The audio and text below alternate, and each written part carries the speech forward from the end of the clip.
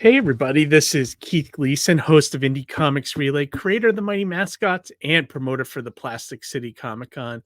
And I'm trying something new today. I've seen a bunch of creators do this, and I thought it would be really cool for all the Mighty Mascots fans out there if I did a creator commentary for maybe by issue. And so this video will start with like issue one of the Mighty Mascots. So before we get into that, I just want to remind everybody that Mighty Mascots is actually available on my website now, recklesssidekick.com. I have all the rights back from Alterna, so I'll be self-publishing it from now on. So you can get all 9 issues there.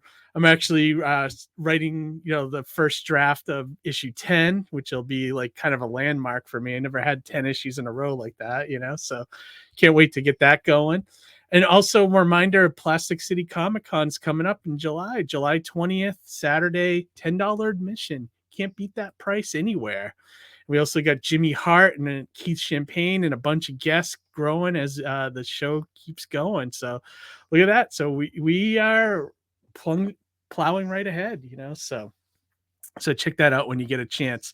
All right, now that we got the promo stuff out of the way, so I've been seeing, like I said earlier, I've been seeing a lot of creators doing commentaries for their comics and trying to go through and just what they were thinking, what just talking about the like a DVD commentary that you see, you know, or used to see on a lot of DVDs where the creators and or the director and the actors would get together and just talk about the stuff, So I thought we'd do that for Mighty Mascots, which I think would be a lot of fun, So, but yeah, let me bring up the first page here and let me zoom in a little bit so we can just take a quick look at this in depth, Um, so one thing I wanted to say too, Mighty Mascots, before it was published by Alterna, I was putting it out self-published, but I was doing it in a weird format. So I was doing an anthology series on my own called Reckless Chronicles. And the reason I was doing an anthology was because I wanted to get all these ideas going. And anyone that knows who's made a comic book, knows that there's a long period of time when you make a book. There's the writing, and then you got to wait for the artwork. The lettering is a whole process, coloring, all that stuff. It takes a long time, especially if you're not Marvel or in DC and you're pumping this stuff out month after month. But so my thought process was, make an anthology and I could work on 3 separate stories. Plus I could hone my skill on doing short stories, short 8-pagers, So that's where Mighty Mascots started. I did 2 issues that way. So basically 16 pages of Mighty Mascots, but I had started with artist Frankie Washington, who also designed all the characters for Mighty Mascots. I've talked about that in some of my origin mascot videos that I made on the channel. But when we pitched it to Alterna, there was a lot of notes, and the story wasn't what Alterna really wanted. So we redid the book. And basically, when I went to redid it, Frankie was busy, had a bunch of other stuff going on. So that's when Ian Orianto came on and became the regular artist for Mighty Mascots. So this is the first time I used Ian for anything, was on Mighty Mascots #1. And so, here's the first page. We started. Well, I should take a step back. So those old Reckless Chronicle issues, we were telling the origin of the Mighty Mascots, how they were born, their escape from the Alchem group, which is the villain of the series. And it was kind of like, I don't want to say dull. It was good. It was just that the focus was wrong. Like we were focusing more on Manny Coleman and his friend Trevor, who's referenced throughout the series, a lot more than we were on the actual mascots, which are the stars. We're kind of doing like the Michael Bay Transformers things, where they were focused on the wrong thing and not the Transformers, So when I had to rethink about the story, with any movie or even most comics that you see, a lot of the first issues, they always start with a bang. Like there's always a big action sequence right out of the gate, or or it's just like an intense origin or something. So you're trying to do a lot with the first issue. You're trying to grab people's attention.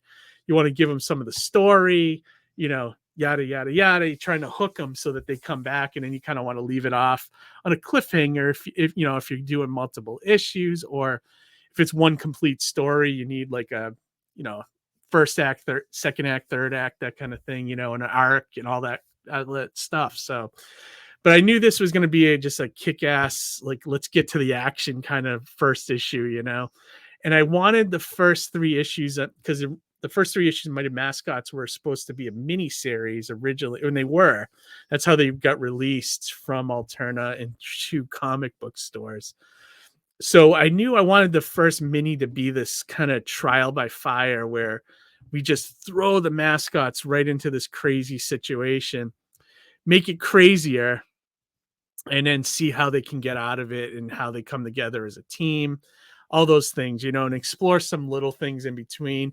You drop little hints of the origin, that kind of stuff. So as you can see on this first page, these two thugs are hitting the Value Venture supermarket. And this is one of those things where Ian kind of added to, where the artist kind of added to your words. So I had just these guys as like nameless thugs, and Ian kind of said, what if I made them the wet bandits from Home Alone? And I was like, that's absolutely perfect. So you can see this Daniel Stern and like Joe Pesci, so really funny. And I think I called them Daniel and Joe, as thugs.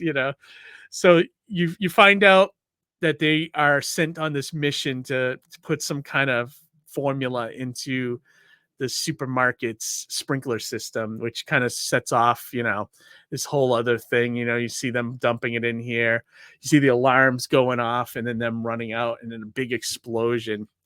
And then you start to see these shadowy creatures in the background starting to emerge. Now, when I first conceived this miniseries, I was looking for some villains, and I also wanted to pay homage to the Crest team, which was an old 70s toothpaste commercials.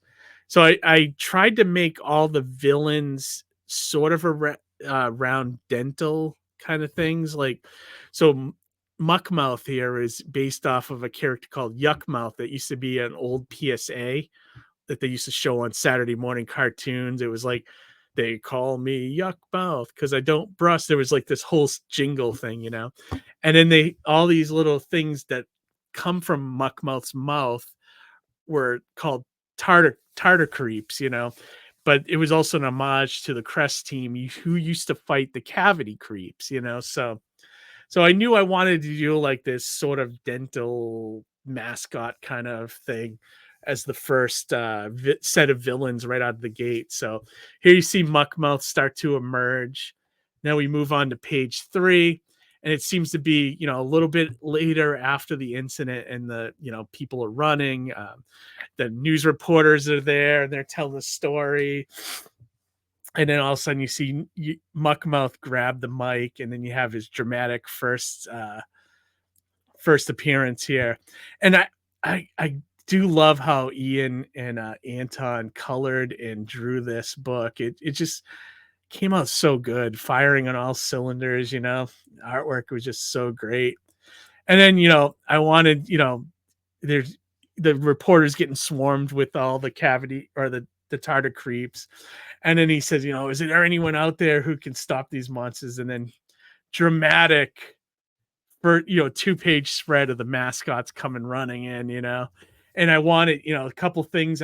Mascots Unleash, I wanted, like an Avengers Assemble kind of statement, coming from Honey Flakes as they run in. And this is very Avengers as well, the mascot bowl call instead of the Avengers roll call, and then just they're saying here, every issue born from, it's like, so even if you're not sure, you pick up any issues and kind of get like the way old cartoons used to have those intros where they would tell you the entire story of the cartoon. just in those intros so that you could just pick up any episode and watch it. And that's sort of how I wanted Mighty Mascots to go. So you could just pick it up and kind of know what was happening, even if you were in the middle of a storyline.